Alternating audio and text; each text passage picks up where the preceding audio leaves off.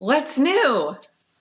Oh my gosh, so much. I have to show you some really exciting things that I brought back from New York from Manhattan Vintage. Oh my gosh. So first of all, tell me, I've never been to Manhattan Vintage and I can't remember if is it called Manhattan Vintage or is it called the Vintage Show? There's like three Well, that's different. their handle. Their handle's at the Vintage Show. Okay, because Yeah, so that's they the same thing. Yeah. okay, they DM'd me, but it was like 2 days before and they're like, "You need Yeah, to come." And I was you like, do "Yeah, need I to would come. love to." So hopefully we can meet up there. But I Yeah, know. come in September because usually the September one is like right around Fashion Week. Okay, so tell me and tell everyone, for people who have never been to the Hi, vintage everyone. show in Manhattan, what is it like? It's just like tons of clothes. It's crazy. It's like vintage Disney World. Like Okay. there's 200 some odd vintage dealers and it's just in this massive space, aisles. I mean like a market, it's indoors, but it's just aisles upon aisles and it's like some of the best vintage dealers from all across the country. I mean, the dealers from LA come out, dealers from all over the country, people come from all over the world to shop it. And so like the street style is incredible and I love like just seeing what people are picking out. One of my favorite things about Manhattan Vintage Show is they have an on-site tailor. They work with this brand called Alter New.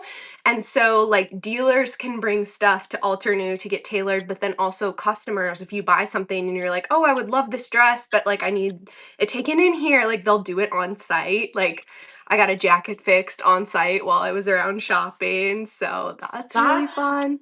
that's pretty genius because I think that's one of the hangups for so many people about shopping vintage, especially because vintage sizing is very different than The fit. current sizing. So it can be hard. I mean, it can be hard to buy it in person and also online because if something says, that it's a 10, that doesn't really mean it's the modern day 10. And sometimes it's ill fitting. Yeah. So that's pretty great. It doesn't mean anything.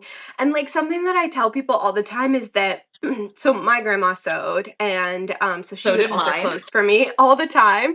And like she would say that clothes you used to buy clothes with the idea that you were going to alter them a little bit to fit you, to hem them, to take them in here and there, and then to adjust them like as you grew and changed. And clothes actually used to be made with larger hem allowances and like jackets would be made with extra seam allowances so you could take them in and out over the years and make them last longer. And of course, like none of this stuff is made this way anymore, Of but course. it used to be made with the idea that you would buy the item and then you would finish it to fit you exactly. And not like rich people, like just everyone would do this. And so, I don't know, thinking about that has really adjusted my mentality over shopping over the years. Like I can make the clothes fit me. And so I take stuff to a seamstress all the time now. Yeah, it's a fascinating conversation because I think a lot about the death of the department store, which I think is Yeah. when so much of that stuff went away. I used to love shopping at department stores, which I don't even know that like people, young people now know what a department store is. That doesn't really exist anymore. But so much of the vintage that I find has both the name of the label and also the name of the department store and occasionally the name of the person it was tailored for. And I think Yeah. that's so fascinating. Like you said, it wasn't just wealthy people. This was how your clothes were made, and then you had a dress tailored, and this is your dress that you wear to Yeah. weddings and family gatherings, and you have it for decades. And we just don't. Things are disposable now.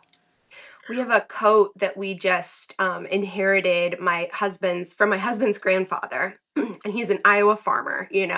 And this was like his nice coat, like his church coat, his weddings coat. And the tag says on it the like who imported the fabric. So it Wow. was like the fabric was import, and they would have gotten this at Armstrong's department store up here in Cedar Rapids, I'm sure. So like the nice store here in Iowa, but also like here in Iowa, this is a farmer, this is his like one nice coat, so where the fabric is imported from, and then Armstrong's department store, and then I don't know, it might have said like the tailored on it too, but it's just a real special piece because so my husband is 6'4" and real skinny, and his grandpa was also built exactly like that. So this is like a tall, slim man's jacket, like altered to fit exactly him. And it's just one of those pieces where, Curtis puts it on and it like fits him exactly. That's amazing. Yeah, someone just commented how their grandmother said similarly, you buy the clothes and then you get Yes. them tailored to fit. And I think it's interesting. I mean, I talk so much about vintage and I often ask people how they got into it. And for a lot of people, it's grandmothers and mothers, Yes. and it's kind of like the matriarchs of the family. And I think it's interesting you said that about your grandmother because my grandmother, when I was born, she owned a dress shop. And she would always tell this story that because she was a young grandmother, she was only 40 when I was born, which is my age now. So I'm the age of a grandmother, which trust me, makes me feel crazy. Um, anyway, so she was like a young grandmother. And when I was born, she said this was before cell phones. And so the woman who worked at the dress shop with her, who was like her little helper, found out that I was born and that I was a girl. And so she like put pink balloons all over the store. And my grandmother got to the store and was like, "What the hell did you do? This is hideous. Get rid of these pink balloons. Why are they here?" And they're like, "You just had a grandchild." And she's like, "Okay, I'll go to the hospital. Still get rid of the balloons." But anyway, I say all that because she was so good at like understanding if an item of clothing was made well. Mm. And she, like your grandmother, she would like make me my Halloween costumes when I was little and, make me some clothes for me and my friends. And she was really into like tailoring. And so even shopping at a new store with her, she was able to sort of distinguish like, well, this has darts in it or this has pleats. Like this is going to look better on your body. And I think that's something that's like lost today. And I also think it's such an interesting conversation now because there's like this huge uptick. I'm sure you've seen it on TikTok of people talking about the tariffs and how you can Yes. like go directly to a The Chinese suppliers, manufacturer, yeah. which is like, first of all, not true. Like so much Yeah. of that is not true, as I'm sure you know. Like you cannot buy a Birkin bag by calling A a factory. random factory. But secondly, it's so interesting to me because it's like, you can buy really high quality stuff by shopping at a thrift, like really Yeah. high quality stuff. Like Mm. the stuff I'm thrifting and you're thrifting, this isn't just like, you know, junky hand me downs. Like this is like designer clothing and, really, really incredible things. And if you pay $10 for a blazer, I mean, why not pay 40 or whatever to get it tailored to fit you right? And then you have it forever. I mean, I think that even just shopping in vintage and secondhand stores is a great way to even learn about clothing quality because if you were growing up I mean, so I was a teenager like right at the boom of fast fashion, and so like a lot of millennials I feel like kind of know that fast fashion tanked quality because they saw it happen right before their eyes. But if you were growing up today, like I know that they know that the clothes aren't made well, but, like, what do you have to compare it to know, like, how drastic, how bad it's gotten? Yeah, and you can see it at the thrift store, right? Because like I Yeah. used to be able to just go down the aisles and I would always, if I didn't have a lot of time, I would just like look for, what caught my eye. Like I'm looking for silk, I'm looking for luxury materials. And now it's like so much stuff at the thrift store is fast fashion Yeah. that it's even hard to sort through all of that. Ugh. Yeah, like, this is from the '90s, and it's 100% silk, and just, like, you would never find I'm sure it's a mall brand, Yeah, because mall but brands were different then. Like yeah, but you Liz would never Claiborne and find Express, that. that was different than it is now. Yeah, you would never find, like, an 100% silk blouse as, like, a mall brand Yeah. product. 100%. And to your point, I mean, like you say, shopping secondhand is such a great way to learn about fashion, but it's also, I find, such an interesting way to learn about, you know, trends, which sounds counterintuitive, but I was in Tucson recently and there's this really fabulous store. It's called Desert Vintage. They have a location in New York as well, but their Yeah, Tucson another New location was Yorker. first. And they just have such a good, I mean, it's very expensive, but even if you're not buying anything, it's like their wealth of knowledge and the stuff they're carrying is incredible. And what I find really incredible about it is that a lot of designers for the big fashion houses shop there. Like Mhm. the Row, I know that their designers shop Yep. there. Bodie, they shop there. And it's because they are informing their collections. Like if you look back at, some old like Margiela for Hermes, it is very much what the Row is doing now. And I'm sure it's because those designers, they're doing that intentionally. So, I Yeah, mean, 100%. I mean, yeah. that's something that you used to see a lot at Manhattan Vintage too. It's shifted a little bit because they are trying to attract more of just like a consumer, like a shopper like you and me who loves vintage.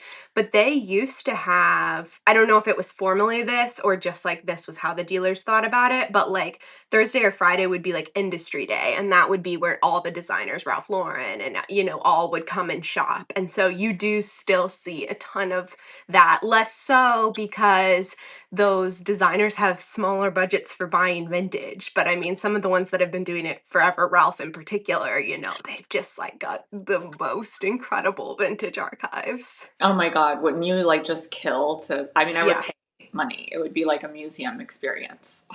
Yeah. Okay. And I think, yeah, sorry, go ahead. Well, I was going to ask you a little bit more about what you're wearing. Oh, okay. Well, I am wearing, like I said, 90s silk blouse.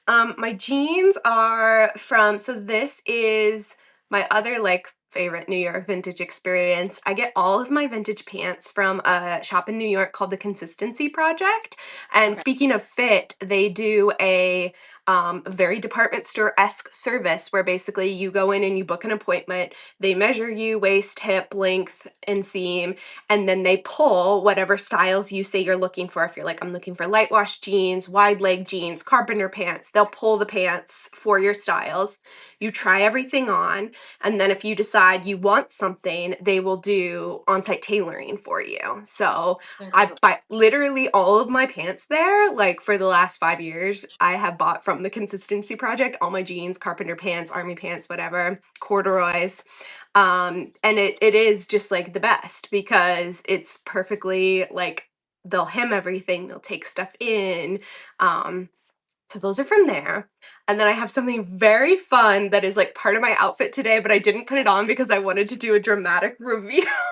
Uh, um, but I got this like insane suede fringed jacket, like one of the just, crazy Western ones with like fringe all up and down the sleeve. Like, how good is that? it's amazing. Um, And these are so big right now, by the way. how Like big so right many now. designers are doing this, and the vintage ones like look incredible.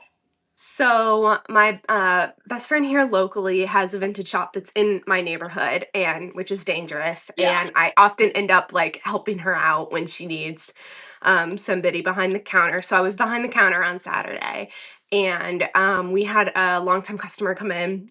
His name's Robert, and he's in his 80s, and he was like interested in consigning with us just an incredible collection of leather and suede jackets. And he had probably 6 jackets like this, like suede fringe jackets, but biker jackets, leather blazers. And it was one of those things where, like, looking at him, he was kind of tall and thin, and I'm shorter and curvier. And so I was like, oh, dang, like, these are all going to be exactly the same size and are not going to fit. But, they were from his whole life, like his whole collection. And so they were all different sizes. And he was like, I'm a bit of a clothes hoarder. And we're like, so are we. Like, so we acquired his incredible, incredible collection. And yeah, I had to buy this special piece off of him. So I'm That's very so excited about cool. that. And such a Yeah. cool story, and you know the guy behind it and everything. I get really touched by stuff like that. Yeah. Um, yeah. Me too. I like this is so gross, but I like sometimes when you can smell the person. Yeah, People are I gonna listen to this agree. and be like, "You are psychotic," but there's some not if it's like they smell bad, but I don't know. There's like I once found I thrifted a dress and I went out to dinner. I put it on, went out to dinner, and I didn't clean it before I wore it.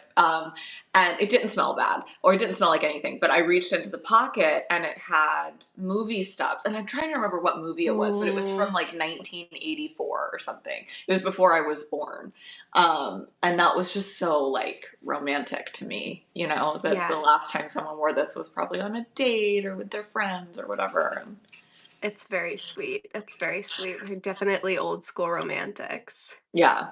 So, anything else that you bought at the vintage show?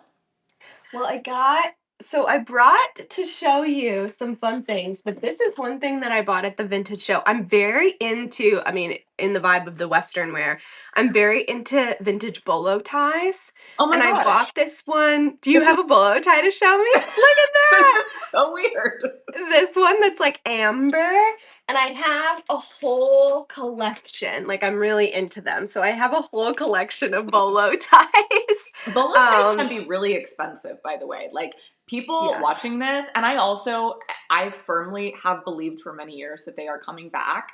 I Yeah. brought this one to share because a lot of the bolo ties are like rope or silver or something. This one is like, it's not paracord, but it's almost like a shoelace. I have And one like that. there's a brand, Dorsey. I love their stuff, Mhm. but they just came out with this paracord necklace that's like selling out every day. I don't know if you follow Courtney Grow, but she's like this very stylish girl on Instagram, and she, I think, is like selling it out basically every day because she's so stylish. But I feel like you can really get the look with some of these Oh, vintage yeah. bolo ties. Yeah, I have one like that. This Yeah, is like my version of the initial necklace because my last name is Stochl, so that's oh, an that's so S. So cool. that's like my Carrie Bradshaw initial necklace. But I'm really drawn to the ones that are gemstones, I guess, if you will. So, like, this one is really special. I wore this to Manhattan Vintage, but just Whoa. like the graining on the gem there, And I I think is love how it's like a so two-tone, almost like Harlequin right. print. Wow, And that's stunning. I wear a lot of chocolate brown, so I have a lot that are like brown and purple because I think the purple looks really nice with the brown. So this is another one that's kind of like Do you get these all in at home or on travels or all over the place. This one was from Canada. This one's from here in Iowa. This one is. love that one. Um, the S. This is from a vintage shop in St. Louis, which is where I'm from. So I got that once visiting mom. Um, let's see. I think I got this one in Portland. This is a really cool. I This is like a Uh, rough stone and it's almost like mounted like a ring would be mounted in Gorgeous. there and it's like a piece of turquoise stone. I really like that one. So I do have a few classic ones that are I feel like this is kind of like what the classic is, Right. the round. But I don't know, I'm really attracted to these that are like gemstone rock style ones lately. Yeah, they're really cool and they feel very current to me. Yeah. I was gonna ask you, you have to show me the copper belt that you told me about on Pre-Love Podcast. Oh yeah. Okay, can you give me a second? Yeah. I'll entertain the audience. If you guys have questions also too, leave them in the comments. I'm making her go show me. So we did an episode for my vintage interview show, Pre-Love Podcast, that just went live on Monday. And she was telling me about her recent travels and the pieces that she'd picked up. And we were talking about this great copper belt that she got. So I was like, oh, you have to show it to me. Um, so I'm making her go get them. This is another fun bolo tie I have. It has a horse on it, which is very classically Western. My Okay. horse. Oh my gosh, I love that one. That's so Okay, show cool. me the belt. Okay, here. It's so cool. Like I said, it was really hard to pack in my suitcase because it doesn't, it's You this is can't squish it down. it. Yeah. No, without bending it. But it's by the brand Renoir, Renoir, which is like a jewelry brand, and it's very like. I mean, it feels kind of steampunk, but it was really made before the steampunk thing. But I paid $12 for it, and they're like 150 online. And it actually fits and it looks really cool with jeans. But I think this would be so great with like a shirt dress, like a silk shirt dress or Very something. cool. I'm really into metal and copper and all of that kind of thing. How are you as a packer, as someone who collects vintage and travels? I'm pretty good. I think my one of my biggest skills is editing, Yeah, editing down. So I try to not, and I really don't. I think I don't buy as much as people probably assume I do. And I'm certainly, choosy. I used to Yeah, buy more. Um, I think now one of the cool things about like Substack and social media is I can scratch the itch just by like filming something and showing it to other people, because a lot of times I'll share something and someone will be like, where is that from? And I'll tell them and they'll go get it. And so I'm just happy that it's going to someone with a good home. I don't need it all for myself. Now, obviously that depends if it's something like incredible. Um, but I try, certainly because I'm buying a lot of home decor. I have like rented U-Hauls and stuff, but typically I just, I won't buy it unless it's something that can fit like in my suitcase or computer bag. I got this painting in Tucson for $1.75 at Goodwill, and it fit in my laptop bag. So I that went always home. think that the TSA must laugh a little bit when they see me coming through, like wearing like three jackets and my cowboy boots and a Yeah, suitcase full of random treasures. I But I'm think the they same way. see I'm so I'm much of pretty yours. picky, so I'm good at like, do I need to take this home or do I just appreciate it because it's great art and I enjoyed it while I was out here on my trip? Yeah, and I think one thing I do, people often ask me about Google images and reverse Google image searches, which certainly I do. For me, even sometimes more than just determining the value, I'm looking to see like, are there a bunch of these out there? Because if there's Mhm. like, 20 of these on eBay, I don't need it, right? Like I will probably see it again at some point. Um, if it's something like super, super rare, it's harder.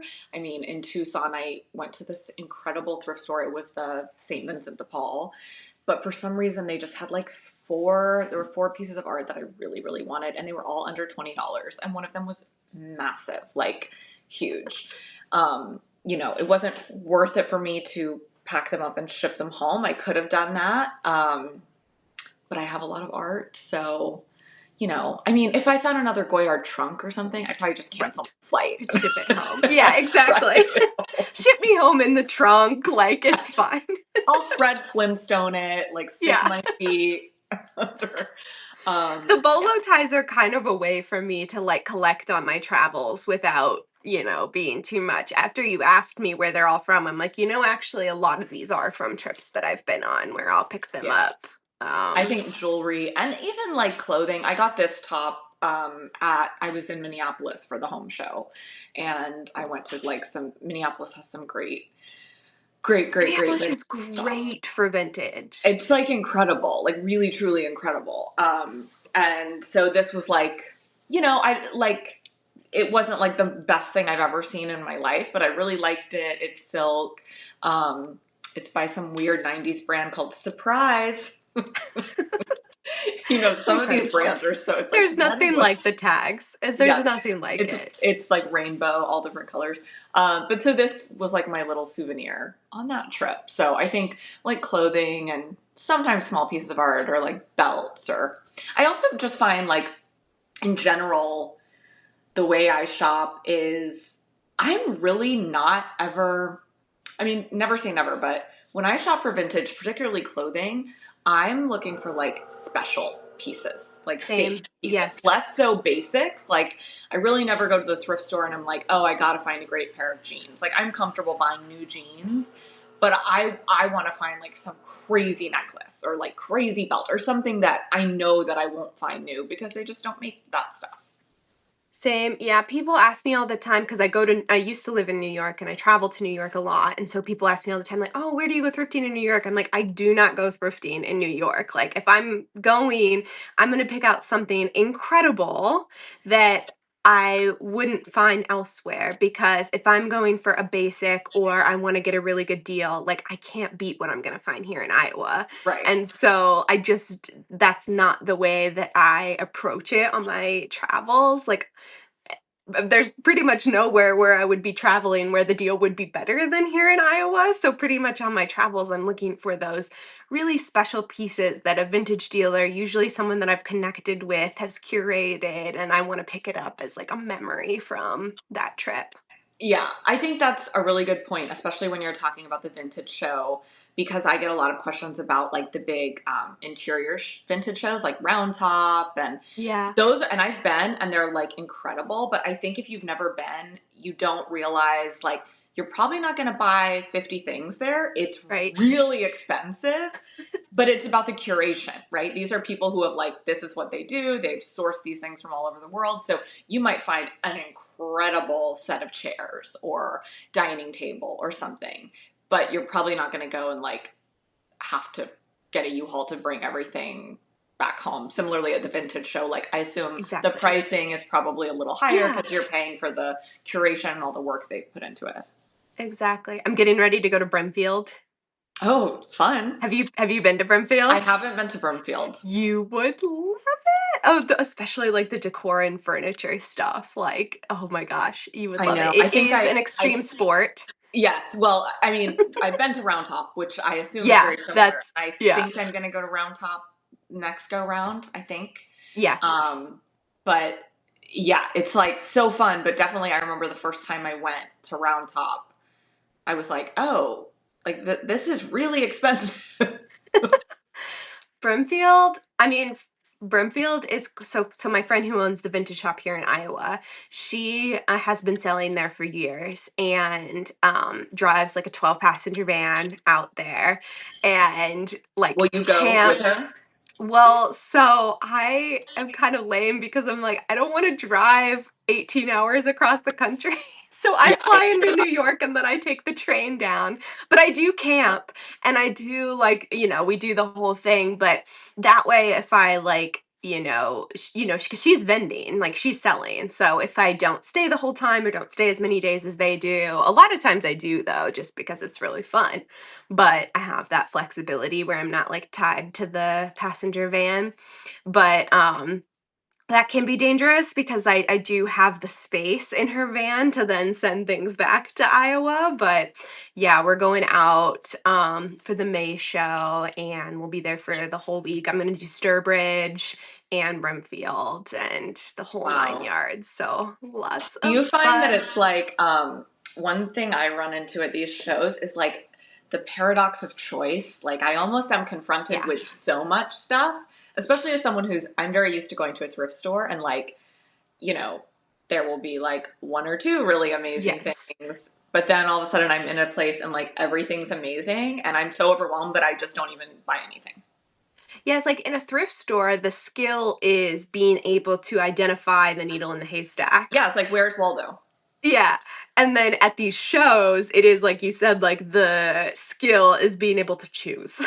Yeah, which can be And really hard when everything's full. yeah, and so I kind of like how I approach these big shows is I usually say I'm looking for this thing. Like I might have said I want to come home from the show with a great fringe jacket and then like that's all I'm really shopping for. And then for me as like a reporter, a lot of what I'm doing there is just like looking at things like you said, like observing the trends, talking to people, meeting interesting people who would be great on the podcast, taking street style photography. And so, like, that takes up a lot of my creative brain space. And I also think is like so fun. Like, I enjoy that part of it so much too.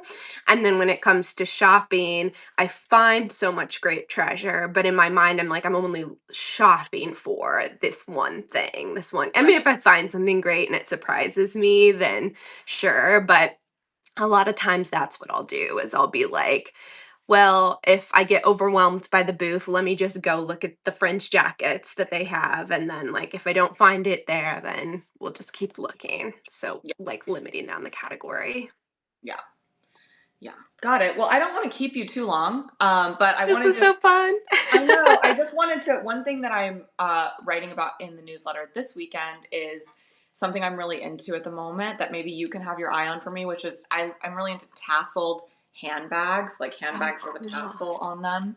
Um, So yeah, if you Who did the big, which show it is escaping me, but maybe I'll post it on Substack later today, but I feel like a runway show this season just walked a big, like, almost pearl shaped like an egg.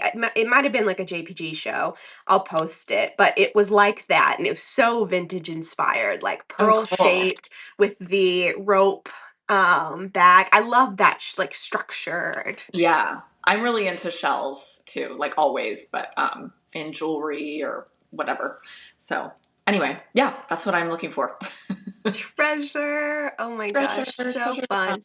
Well, Well, thank thank you you so so much. much for having me and Thank it was you. such a blast like getting to share your stories on Preload podcasts too. I know everyone who's watching, you've got to listen to Emily's podcast in addition to subscribing to her Substack. It's amazing. But her podcast is great because she has such a wealth of knowledge about this kind of thing.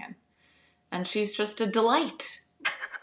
Well, this And was she fun. just rolled out this really cool survey for vintage sellers. Oh yeah. Yeah, so I'm working on this secondhand income survey. So if you're a dealer, whether you are a part-time seller or full-time seller, take the survey. It's on my Substack because basically I want to make like a salary benchmark survey. This has been really helpful. I'm sure you've experienced this, but you know, like as a writer and a creator, like a lot of times there will be kind of salary benchmarks so you know like what the heck you can charge for your work, but I feel like nothing like that exists within the secondhand industry and most people have no idea what to pay themselves or if they can make a living reselling. So I'm trying to like collect that data from as many people as I can and then I'll publish the findings on Pre-Loved anonymously so then people can use it as a tool to figure out some of this mystery around what vintage sellers can even stand to pay themselves. Yeah, it's such a great idea. So definitely check that out. And if you're a vintage dealer or seller, take the survey because I think the Please results will be do. fascinating. Have All right. Well, thanks so much, Emily. a great rest of your day. Thanks You everybody for too. tuning in. Bye.